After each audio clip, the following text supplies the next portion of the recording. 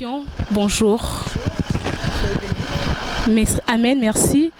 Nous voici aujourd'hui à notre dernier jour de séminaire portant sur la foi. Alors, en votre qualité d'oratrice, quelles sont vos appréciations du premier au dernier jour portant sur ce séminaire? D'abord, un grand merci au Seigneur parce qu'il nous a assistés pendant tous ces 3 jours. Nous avons enseigné au sujet de la foi qui sauve par les œuvres. Nous avons parlé d'Abraham et nous pensons que le peuple de Dieu a été beaucoup béni parce que nous avons parlé d'Abraham concernant ce que Dieu lui avait demandé au sujet de son fils unique. Et à partir de ce moment-là, nous avons parlé de Dorcas aussi, nous avons parlé de Rahab la prostituée. C'était des moments très bénissants, des moments riches. Et je pense que chacun de nous, nous avons retenu que Dieu aussi nous sauve par les œuvres que nous faisons au travers de la foi. Nous croyons en des choses et puis nous posons des actes. Ces actes-là sont comme des escaliers qui nous permettent d'atteindre notre destinée.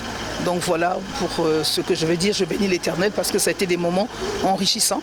Nous avons eu 2 serviteurs de Dieu, un qui venait de Dallas, un qui venait de la Centrafrique. Ça a été des moments bénissants. Le peuple de Dieu a été béni et moi-même personnellement j'ai été béni. Et voilà ce que je pouvais dire. En tout cas, un grand merci au Seigneur pour l'organisation de ces moments qui a été des moments très enrichissants. Merci, servante de Dieu. Alors, la dernière question, c'est peut-être pas une question, ce sont des paroles de bénédiction que vous allez relâcher sur nous.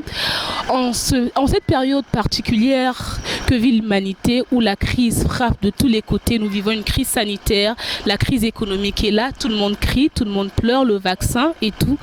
Quel message d'encouragement pouvez-vous transmettre au peuple de la Cité du Roi des Rois en particulier et au peuple congolais en général, en votre qualité de prophète des nations? Je crois que nous ne pouvons pas être étrangers à ces temps, simplement parce que la Bible cite un certain nombre de choses concernant ce temps de difficulté.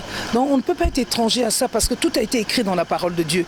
Mais nous savons aussi que Dieu nous a dit dans la parole de Dieu que même si nous prenons des breuvages mortels, nous n'allons pas mourir. Donc nous devons confesser la parole de Dieu, même si le vaccin, on est en train de parler de beaucoup de choses. L'humanité a une organisation, Dieu aussi a son organisation. Nous sommes des personnes de foi.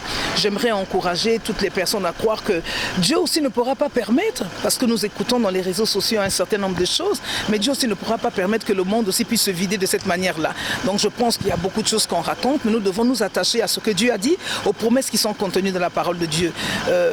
L'humanité a besoin d'être restaurée, et nous savons aussi que Dieu a la capacité de faire au-delà de nos attentes, au-delà de tout ce que nous sommes en train d'attendre. Dieu a la capacité de faire. Donc je lance un message d'encouragement à tous les chrétiens, à tous les croyants, à toutes les personnes qui vivent sur la terre, qu'il faut avoir la foi, il faut s'accrocher, quels que soient les temps difficiles que nous sommes en train de passer, mais nous devons nous accrocher à la parole de Dieu. Dieu, c'est la lumière dans ce temps présent où il y a les ténèbres sur toute la terre, les ténèbres au sujet de tout ce qui se dit, mais Dieu, c'est lui la lumière. Donc nous devons regarder au Seigneur de manière à ce qu'au travers de la parole de Dieu, pour que Dieu puisse nous apporter le réconfort possible et que nous puissions encore le célébrer.